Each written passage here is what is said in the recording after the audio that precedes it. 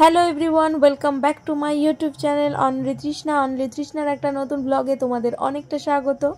তো এখন যাব আমি আর দিদি কৃষ্ণনগর পরীক্ষা দিতে, কারণ ওখানে আমাদের মানে থার্ড সেমিস্টারের পরীক্ষা পড়েছে, তো সেখানেই যাব।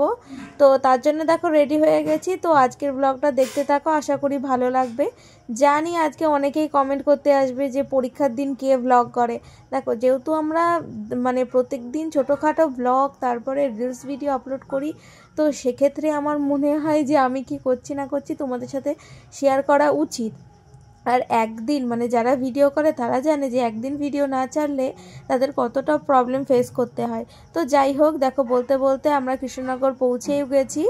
আর এই যে কলেজের রাস্তা, এখন পরীক্ষা দিতে ঢুকবো, কিন্তু তখন তো আর ভিডিও করা যাবে না। তারপরে দেখো আমরা পরীক্ষা দিয়ে এসেই তোমাদের সাথে কথা বলছি।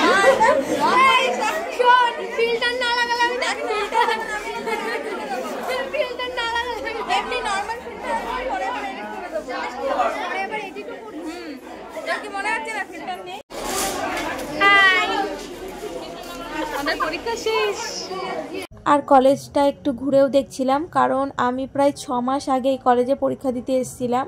আর 6 মাসের মধ্যে এই কলেজে অনেক নতুনত্ব জিনিস এসছে। দেখো, ওখানে হচ্ছে ইগলু তৈরি করেছে, বিভিন্ন ফ্লাওয়ার্স দিয়ে সাজিয়েছে, এগুলো কিন্তু পুরোটাই অরিজিনাল।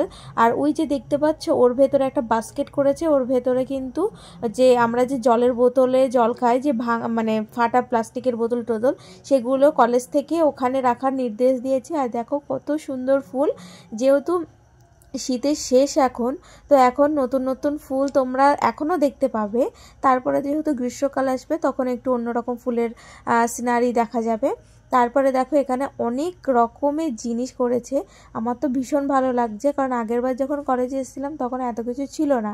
আর এই দেখো দুটো এলিফ্যান্ট আর তার বাচ্চা। আর এবার আমরা কি করব, একটুখানি ঘুরে টুরে এই যে আমরা দাঁড়িয়ে রয়েছি এবার বাসের জন্য, বাস আসলেই আমরা বাড়ি চলে যাব। এবার দেখো আমরা পুরো সোজা চলে এসেছি দত্তবিলিয়া ব্রিজে। তো এবার বাড়ি যাওয়ার পালা। তো আজকের ভিডিওটা কেমন লাগে